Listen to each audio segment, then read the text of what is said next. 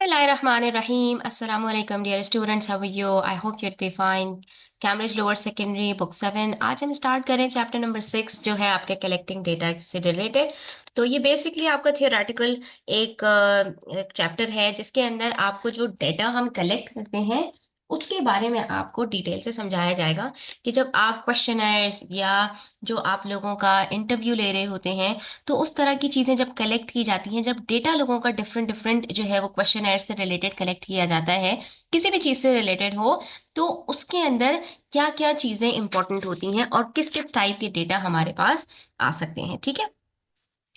तो सबसे पहले आप ये समझ लो कि हम जब डाटा कलेक्ट करते हैं तो वो तीन टाइप्स के हो सकते हैं। ठीक है। जब हम कोई इन्वेस्टिगेशन कंडक्ट कर रहे होते हैं तो अब हमारे पास जो क्वेश्चंस आते हैं तो उसके आंसर्स के ऊपर डिपेंड करता है कि हमारे पास जो डेटा है वो कौन सा डेटा होगा। तो आप देख सकते हैं क्वेश्चन नंबर 1 में आपके पास कह रहे हैं डिस्क्रीट, कंटिन्यूअस और कैटेगोरिकल। तो अब ये जो तीन तरह के डेटा के अंदर इन्होंने इसको कैटेगराइज किया है, इसका क्या मतलब है। मैं आपके सामने एक क्वेश्चन रखती हूँ। How many brothers do the learners in your class have. ठीक है। आपकी क्लास के अंदर जो लर्नर्स हैं, जो पीपल्स हैं, स्टूडेंट्स हैं, उन सबके कितने कितने ब्रदर्स हैं। तो आपका आंसर क्या होगा? या तो आपका आंसर होगा 1, या आपका आंसर होगा 0, या आपका आंसर होगा 2 या 3। जाहिर है कि जो आपके पास स्टूडेंट्स पढ़ रहे हैं, किसी का एक भाई होगा, किसी का एक भी नहीं होगा, किसी के दो होंगे, किसी के तीन होंगे, इससे ज्यादा तो नहीं होंगे। तो जिसका आंसर पर्टिकुलर हो और पर्टिकुलर वैल्यूज के अंदर आ रहा हो तो उस डेटा को हम कहते हैं डिस्क्रीट डेटा। जैसे अब यहां पर अगर आप देखें, choose the correct word to describe the following, तो इसमें से कौन सा ऐसा होगा कि जिसके अंदर आपके पास जो है वो स्पेसिफिक वैल्यूज आ रही हो। तो the mass of a book, ये तो नहीं हो सकता। ठीक है। मास तो बुक का जो होगा वो जो है वो ग्राम्स में होगा या किलोग्राम्स के अंदर होगा। ठीक है। तो इसकी तो बात नहीं हो रही, यहाँ पर तो वैल्यूज नहीं है आपके पास। The colour of the book, अब ये कलर ऑफ अ बुक तो क्वालिटी है, क्वांटिटी तो है ही नहीं है, तो ये भी नहीं हो सकता discrete. The number of pages in a book, हाँ, बुक के अंदर कितने पेजेस हैं, ये आपके पास डिस्क्रीट डेटा के अंदर आएगा। तो हमारे पास ये जो ऑप्शन सी है इसके अंदर हम कह सकते हैं कि यहां पर होगा हमारे पास डिस्क्रीट डेटा। ठीक है। अच्छा, उसके बाद फिर हम बात कर लेते हैं नंबर 2। अब मैं आपके सामने एक और क्वेश्चन रखती हूँ, जैसे what is the average mass of a baby born in your country. आपके कंट्री के अंदर जो बेबीज जो है वो बॉर्न होते हैं तो उनका एवरेज मास कितना होता है, मोर और लेस वो कितने केजीज के होते हैं या वो कितने पाउंड्स के होते हैं। तो याद रखो बच्चों कि the type of data needed to answer question number 2 is continuous data. Why? Because masses, lengths and times are all examples of continuous data. तो अभी हमने बात की थी कि मास आपका जो होगा, यानी कि जिसके लिए हम जो मास के और लेंथ के और टाइम के जो यूनिट्स होते हैं, जिस डेटा के लिए हम यूज करेंगे वो हमारे पास कंटिन्यूअस डेटा में आएगा, डिस्क्रीट में नहीं आएगा। इसका मतलब है मास ऑफ बुक हमारे पास कंटिन्यूअस डेटा के अंदर काउंट होगा। ठीक है। अच्छा, उसके बाद फिर हमारे पास बारी आती है the colour of a book. तो इसके लिए मैं आपके पास एक क्वेश्चन रखूं, जैसे what sports do learners in your school like to watch. आपने पूछा कि आप एक जो है वो इन्वेस्टिगेशन कंडक्ट कर रहे हो, उसके अंदर आप ये पता लगा रहे हो कि आपके स्कूल में जो लर्नर्स हैं उनको कौन सा स्पोर्ट्स पसंद है। ठीक है। अब स्पोर्ट्स के अंदर आप जो आंसर दोगे, इसके अंदर ना आप मास बताओगे, ना आप यहाँ पर कोई वैल्यू बताओगे, बल्कि जो आप आपका आंसर होगा वो आपके पास कौन सा होगा, वो आपके पास वर्ड्स में होगा। तो what ever data that is collected in words and not numbers is called categorical data. ठीक है। तो अब यहाँ पर हमारे पास जो पार्ट बी है, the colour of a book, तो बुक का कलर जो है वो आपके पास कौन सा है, कैटेगोरिकल है। ये आपके पास ना कंटिन्यूअस हो सकता है और ना डिस्क्रीट हो सकता है। ठीक है। अच्छा जी, उसके बाद हम बात करते हैं question number 2 is of the same sort. Here are some facts about a person, write down the type of data for each fact. Age in years, जो एज होती है ईयर्स के अंदर 1 2 3 4 5, तो ये आपके पास किस में आएगा, डिस्क्रीट डेटा। ठीक है। उसके बाद शू साइज, तो शू साइज भी हमारे पास कहाँ से स्टार्ट होते हैं, 3 4 5 6 7 8 9 10 10 11, मतलब यहाँ तक होते हैं शू के साइजेस। ये भी हमारे पास डिस्क्रीट डेटा के अंदर आएगा। फिर हाइट, अभी हमने डिस्कस किया था कि हाइट हो गई, मास हो गया, लेंथ हो गया, टाइम हो गया, ये जितने भी आपके पास क्वांटिटीज हैं जो किस डिफरेंट यूनिट्स के अंदर मेजर किए जाते हैं, यानी इसके यूनिट्स आपके पास होंगे या तो आवर्स, मिनट्स, सेकंड्स, और या फिर आपके पास किलोग्राम्स, ग्राम्स और मिलीग्राम्स। ठीक है, इसके बाद आपके पास आ जाता है किलोमीटर्स, मीटर्स, सेंटीमीटर्स, मिलीमीटर्स। तो ये जिसके अंदर आप डिफरेंट यूनिट्स यूज कर रहे होते हैं, वो आपके पास इसके अंदर आता है कंटिन्यूअस डेटा। ठीक है, ये आपने याद रखना है। तो ये सारी चीजें कंटिन्यूअस डेटा में आती हैं। इसी तरह से time taken to travel to school, time भी आपके पास कंटिन्यूअस डेटा में आता है। ठीक है, और फिर फेवरेट सब्जेक्ट हो गया, या कोई भी ऐसा आंसर जो वर्ड्स में आप देंगे, तो वो आपके पास कैटेगोरिकल डेटा के अंदर आता है। ठीक है।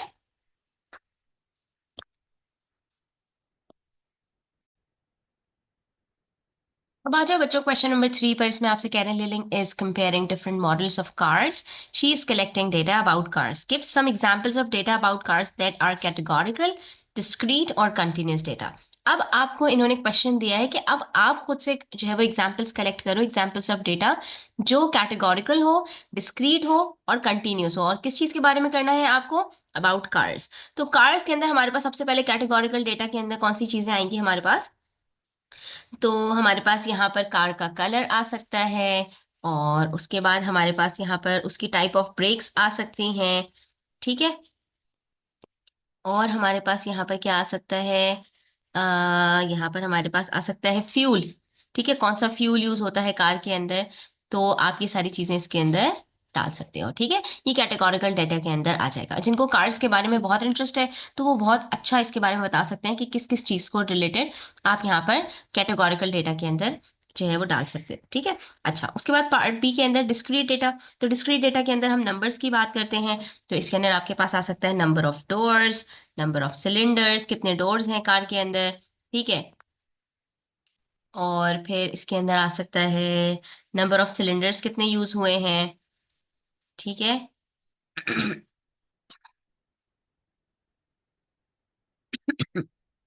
नंबर ऑफ सीट्स कितनी हैं।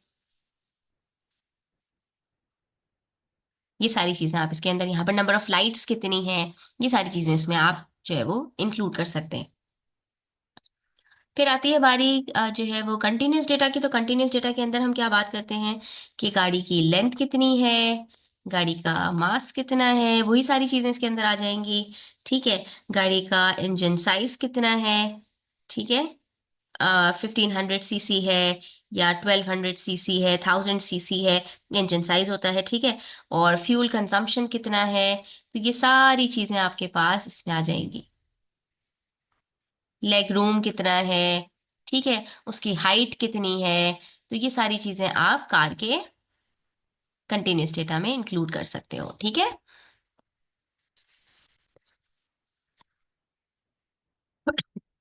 अच्छा जी, उसके बाद है क्वेश्चन नंबर 4। इसमें कह रहे हैं, is a question from a questioner. The questioner is given to people who stayed at a hotel. ठीक है, एक होटल में कुछ लोग रुके हैं, और उसका एक क्वेश्चनर का क्वेश्चन था, how clean was your room, आपका रूम कितना ज्यादा क्लीन था। ठीक है, सर्कल वन नंबर। अब आपको नंबरिंग करनी है 1 2 3 4 5। How clean was your room, one आपका मतलब यानी कि जो है 1 से स्टार्ट हो रहा है और 5 तक जा रहा है। अब हमसे कह रहे हैं पार्ट ए में, what is missing from the question. अब हमें कैसे पता चलेगा कि यहाँ पर जो इन्होंने 1 कहा है, तो 1 से मुराद वेरी डर्टी है या वेरी क्लीन है। ठीक है, तो क्योंकि क्वेश्चन है के अंदर 1 to 5 का मतलब है कि डर्टी से क्लीन की तरफ जाना है या क्लीन से डर्टी की तरफ जाना है। 1 का मतलब नंबर 1 सबसे ज्यादा क्लीन है, या 1 का मतलब है सबसे कम क्लीन था, 5 के ऊपर सबसे ज्यादा क्लीन होगा। तो ये चीज यहाँ पर इन्होंने मिस आउट कर दी है। तो यहाँ पर हमें ये बताना पड़ेगा कि ये 1 किस चीज को डिनोट कर रहा है। ठीक है, या तो ये यहाँ पर नीचे लिख देते क्लीन टू डर्टी, कि 1 का मतलब होता वेरी क्लीन, 2 का मतलब होता क्लीन, 3 का मतलब होता कि not neither very clean nor very dirty. ठीक है, और फिर 4 का मतलब होता डर्टी, और 5 का मतलब होता वेरी डर्टी। ठीक है, और या इसका ऑपोजिट होता। तो यहाँ पर हमें बताना पड़ेगा कि इट डस नॉट से ये स्पेसिफाई whether one means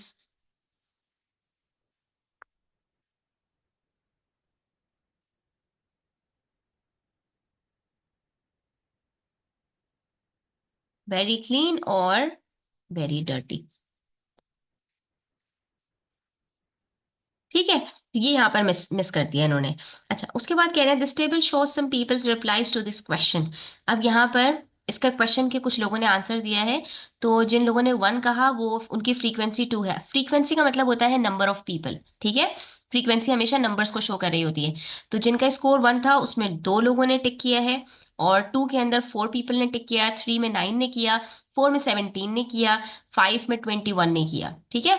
तो पार्ट बी के अंदर आपसे पूछ रहे हैं हाउ मेनी पीपल रिप्लाइड, तो कितने लोगों ने रिप्लाई किया, नंबर ऑफ फ्रीक्वेंसीज को ऐड कर लोगे तो आपको इसका आंसर पता चल जाएगा। सिंपल, आपने क्या करना है, 2 + 4 + 9 + 17 + 21,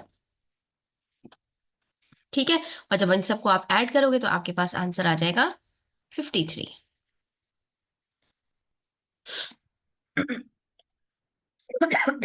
ठीक है।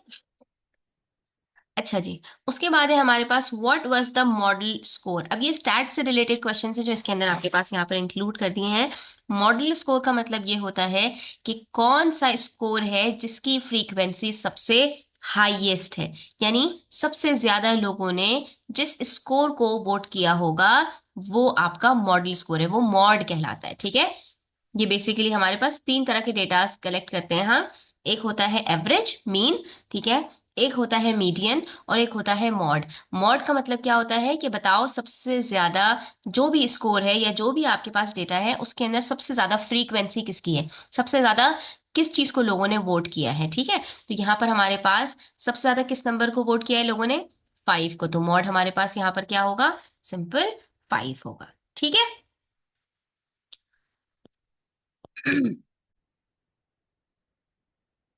नेक्स्ट है हमारे पास क्वेश्चन नंबर 5, जिसमें हमसे कह रहे हैं here is a question from a questioner. एक क्वेश्चन फिर से आप आया आपके पास, how many hours of homework do you do, ठीक है। आप कितने घंटे होमवर्क करते हैं।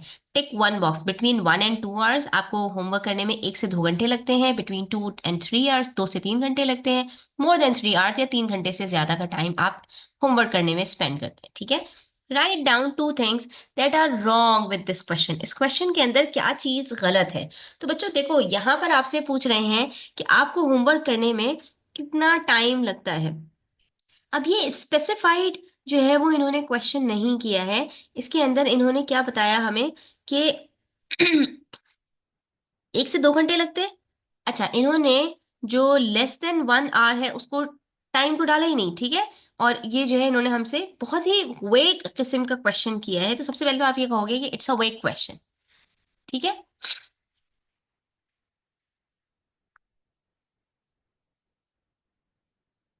और उसके बाद फिर इसने 1 आवर से लेस, कुछ बच्चों को 1 आवर से कम टाइम लगता है, कुछ का होमवर्क ही कम होता है, ठीक है। तो ये भी तो आपके पास यहाँ पर ऑप्शन होना चाहिए था ना, 10 के जो है 1 आवर से लेस होना चाहिए।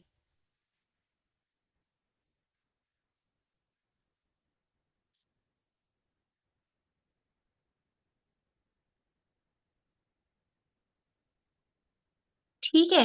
तो इस तरह के क्वेश्चन के अंदर जो क्वेश्चंस होते हैं वो बिल्कुल क्लियर नहीं होते, और क्वेश्चंस को आपके क्लियर होना चाहिए। अच्छा जी, उसके बाद बताइए राइट अ बेटर क्वेश्चन। आपके पास बेटर क्वेश्चन यहाँ पर क्या हो सकता है कि आप यहाँ पर क्वेश्चन ये कर सकते हो कि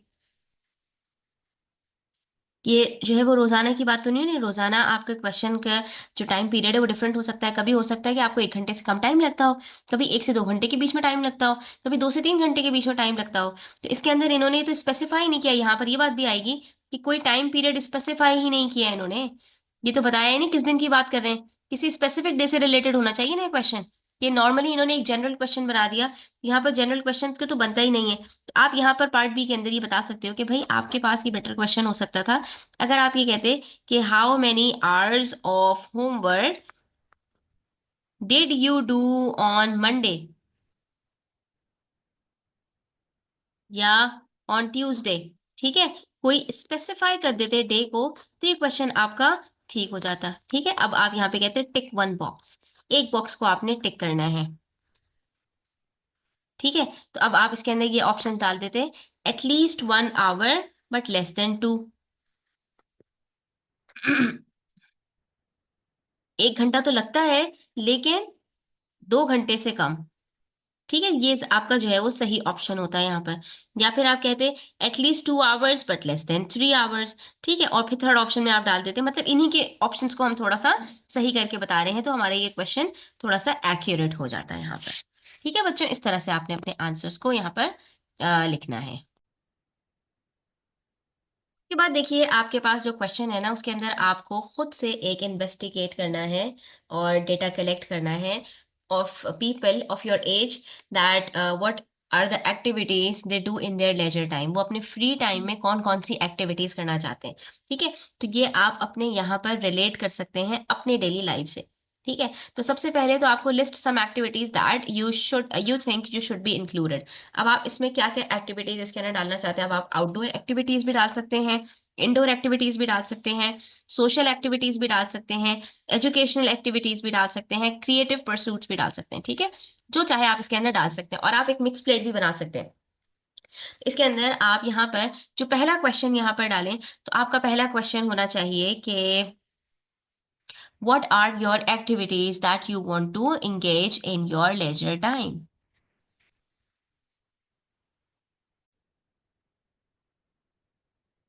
तो आप यहाँ पर पहला क्वेश्चन डालो, what is your favourite hobby. ठीक है, और उसके बाद फिर आप जो है वो ये ऑप्शन से दो, ऑप्शंस आपकी मर्जी है, आप जो भी ऑप्शंस डालना चाहो। फिर मैंने यहाँ पर स्पोर्ट्स दिया है, आप स्पोर्ट्स के साथ ब्रैकेट के अंदर football, basketball, soccer, tennis, swimming जो भी डालना चाहो डाल सकते हो। गेमिंग के अंदर आपके पास video games, board games, puzzles, ये सारी चीजें आ जाती हैं। अच्छा, यहाँ पर एक और ऑप्शन डाल सकते हो आप रीडिंग का। कुछ बच्चों को रीडिंग का भी शौक होता है, कुछ को कुकिंग और बेकिंग का शौक होता है, कुछ को गार्डनिंग का शौक होता है, कुछ को स्किल्स, नई स्किल्स जो है वो लर्न करने का शौक होता है। और भी ऑप्शंस आपके पास यहाँ पर हैं, जैसे hanging out with friends, volunteering, या अटेंडिंग पार्टीज और इवेंट्स, या ऑनलाइन कम्युनिटीज। अब एक बच्चों के लिए ये भी सारी चीजें हैं, या ज्वाइनिंग क्लब्स, क्लब्स ज्वाइन करना भी कुछ बच्चों का शौक होता है, या कंडक्टिंग साइंस एक्सपेरिमेंट्स। और यहाँ पर आप जो भी दिल चाहे आप यहाँ पर अपनी एक्टिविटीज डाल सकते हो। ठीक है, कुछ एक्टिविटीज आपको यहाँ पर लिखनी है। उसके बाद पार्ट बी में आपसे कह रहे हैं right 4 questions you would ask in your investigation. ठीक है, और अब आपको 4 क्वेश्चंस लिखने हैं अपनी इन्वेस्टिगेशन में। Each question should have several tick boxes to choose from that show the possible answers. ठीक है, अब उसके अंदर आपने इनसे टिक करवाना है कि कौन सा ऑप्शन आप इसमें से चूज करेंगे। ठीक है, तो ये 2 बातें इन्होंने हमें बताई हैं, 4 क्वेश्चंस लिखने हैं हमें, और हर एक में हमने टिक करवाना है बॉक्सेस को। ठीक है, तो हम यहाँ पर अब कुछ क्वेश्चंस लिख लेते हैं। अब यहाँ पर हमारे क्वेश्चंस क्या क्या हो सकते हैं, तो हम यहाँ पर सबसे पहले क्वेश्चन पूछेंगे, how many hours do you spend every day on leisure activities. तो ये पहला क्वेश्चन है। ठीक है, कितने टाइम आप स्पेंड करते हैं अपने लेजर एक्टिविटी पर। तो आप यहाँ पर ऑप्शंस दें, less than 1 hour, 1 to 2 hours, 2 to 3 hours, more than 3 hours. ठीक है, 4 ऑप्शंस आपने यहाँ पर दे दिए। उसके बाद नेक्स्ट क्वेश्चन आप इससे रिलेटेड पूछ सकते हैं कि what motivates you to engage in leisure activities. आपको क्या चीज लेजर एक्टिविटीज में मोटिवेट करती है। ठीक है, कि आपको क्या चीज उसकी तरफ एक्टिवेट करती है। तो आपके जो है वो इसको गेम्स को खेलने से आपको रिलैक्सेशन मिलता है, स्ट्रेस रिलीफ होता है, या सोशलाइजेशन आपको पसंद है, या स्किल डेवलपमेंट, यानी आप कोई ऐसा जैसे लर्निंग न्यू स्किल्स किसी का जो है होता है या शौक, तो उससे क्या है वो स्किल डेवलपमेंट करता है। ठीक है, या फिर फन और एंटरटेनमेंट के लिए आपकी एक्टिविटीज चूज करते हैं, और या फिर कोई पर्सनल ग्रोथ है। ठीक है, और यहाँ पर हर एक जो है बॉक्सेस के साथ आप लास्ट में एक ऑप्शन अदर्स का भी दे सकते हो। तो उससे ये होगा कि अगर ये जो ऑप्शंस आपके पास गिवन है, इसमें के अलावा कोई और ऑप्शन जो है वो उनके माइंड में हो स्टूडेंट्स के, तो वो यहाँ पर उसको स्पेसिफाई कर सकते हैं। ठीक है, उसके बाद एक और क्वेश्चन हमारे पास आता है, how do you think these activities impact your mental health.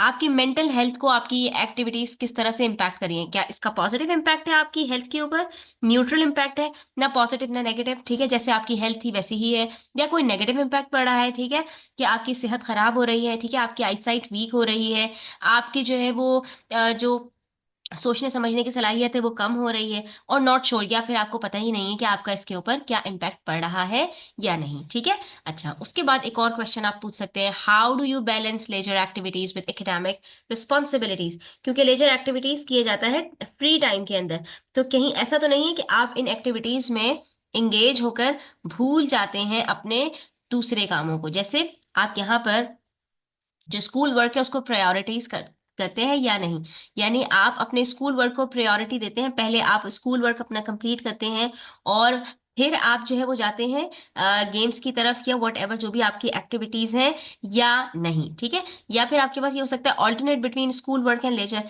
थोड़ा सा स्कूल का काम किया, फिर आपने लेजर किया, फिर स्कूल का काम किया, फिर लेजर किया, क्या ऐसा करते हैं? या do school homework first then leisure, आपका काम ये है कि आप पहले स्कूल का काम करेंगे कंप्लीट, ठीक है, और उसके बाद फिर आपकी जो भी जो है वो लेजर एक्टिविटीज हैं आप वो करेंगे। और अगर आपको टाइम नहीं मिलेगा तो आप लेजर एक्टिविटीज को नहीं करेंगे, लेकिन आप स्कूल वर्क अपना पहले करेंगे, और या फिर इग्नोर कर देते हैं स्कूल के काम को। इनमें से आप कोई भी ऑप्शन यहाँ पर चूज कर सकते हैं। अच्छा बच्चों, उसके बाद हमारे पास एक बड़ा इंटरेस्टिंग क्वेश्चन है। क्वेश्चन नंबर 7 में एक जो है वो आप समझ लो एक्सपेरिमेंट कंडक्ट किया जा रहा है। The teacher ask learner to estimate the number of sweets in a jar. वो एक जार लेकर आई हैं, ठीक है, और वो जार बाहर से पैक्ड है और उसमें से नजर नहीं आ रहा कि अंदर कितनी स्वीट्स हैं, और वो कह रही हैं कि एस्टिमेट करो, एक प्रिडिक्ट करो कि इस जार के अंदर कितनी स्वीट्स होनी चाहिए, ठीक है। और उसके बाद उन्होंने खुद से दो प्रेडिक्शंस बनाई कि the estimate of the boys will be too big, जो बॉयज हैं उनका जो एस्टिमेट होगा, यानी कि वो जो आप बताएंगे नंबर्स, वो बहुत ज्यादा ज्यादा नंबर्स बताएंगे, ठीक है। And the estimate of the girls will be too small, ये उनके प्रिडिक्शंस हैं, ठीक है। उन्होंने ये प्रिडिक्ट किया है कि बॉयज बहुत ज्यादा ज्यादा नंबर्स बताएंगे, कोई कहेगा 50 है, कोई कहेगा 70 है, कोई कहेगा 100 है इस जार के अंदर स्वीट्स, और गर्ल्स जो है वो कम कम नंबर्स बताएंगी, जैसे 10 है, 15 है, 20 है, ऐसे ऐसे नंबर्स बताएंगी फॉर एग्जाम्पल, ठीक है। अब आपसे पार्ट ए में कह रहे हैं explain how the teacher can test her predictions. Teacher कैसे जो है वो टेस्ट कर सकती हैं अपने प्रिडिक्शंस को, कैसे पता लगा सकती हैं कि जो उन्होंने प्रिडिक्ट किया है वो सही है, एक्यूरेट है, क्लोज टू एक्यूरेट है या नहीं, ठीक है। तो अब यहाँ पर नंबर 1 में हमसे कह रहे हैं what type of data will the teacher need to collect. अब सबसे पहले उनको डेटा कलेक्ट करने के लिए कौन सा जो है वो डेटा चाहिए यहाँ पर। वो जो हमने यहाँ पे स्टार्ट में पढ़ा था ना, डिस्क्रीट, कंटिन्यूअस और कैटेगोरिकल, तो यहाँ पर अब आपने यही पता लगाना है कि उनको कौन से टाइप का डेटा यहाँ पर जो है वो कलेक्ट करना पड़ेगा। तो सबसे पहले तो टीचर को क्या करना चाहिए, she has to find the estimate for each person along with his her gender, ठीक है।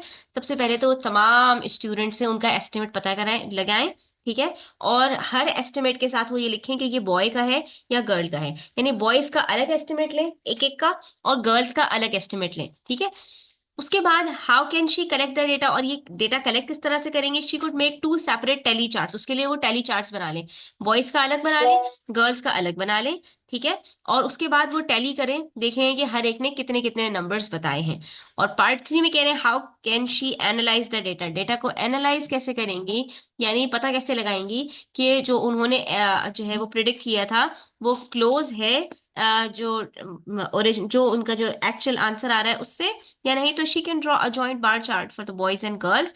Also she can calculate an average of both boys and girls, average calculate करेंगे। फॉर एग्जाम्पल यहाँ पर हमारे पास क्लास के अंदर 20 बॉयज हैं, 15 girls हैं, तो अगर हम सबको प्लस करते हैं सबके जो है वो बॉयज का, और ज्यादा ज्यादा आता है, तो वो हमारे पास जो टोटल नंबर होगा उससे हम ये नहीं पता लगा सकेंगे कि एक्चुअली बॉयज का एवरेज कितना आया है, ठीक है। तो हम क्या करेंगे, जो भी टोटल हमारे पास बॉयज का आएगा उसको हम डिवाइड कर देंगे 20 से, और गर्ल्स का जो भी टोटल आएगा उसको 15 से डिवाइड कर देंगे, तो हमारे पास एवरेज कैलकुलेट हो जाएगा। जब एवरेज कैलकुलेट होगा तो वहां पर हमें एक्चुअल फिगर पता चलेगी कि यहाँ पर जो एक बॉय है उसने कितना एस्टिमेट किया, और क्या वो टीचर के मुताबिक बहुत बिग था, ज्यादा था, बड़ा था, ठीक है। और या फिर जो गर्ल्स ने प्रिडिक्ट किया है, जो एस्टिमेट किया है, वो टीचर के अकॉर्डिंग क्या बहुत ही स्मॉल है, यानी छोटा है, कम जो है वो एस्टिमेट किया है गर्ल्स ने या नहीं। इससे जो है वो अंदाजा लगा लेंगे कि जो टीचर ने प्रिडिक्ट किया था क्या ऐसा ही है या नहीं। तो बच्चों आज के लिए इतना ही, इंशाल्लाह नेक्स्ट वीडियो में मजीद क्वेश्चन सॉल्व करेंगे। तब तक अपना ख्याल रखिएगा, चैनल पर नए हैं तो सब्सक्राइब कर लीजिएगा। टेक केयर, अल्लाह हाफिज।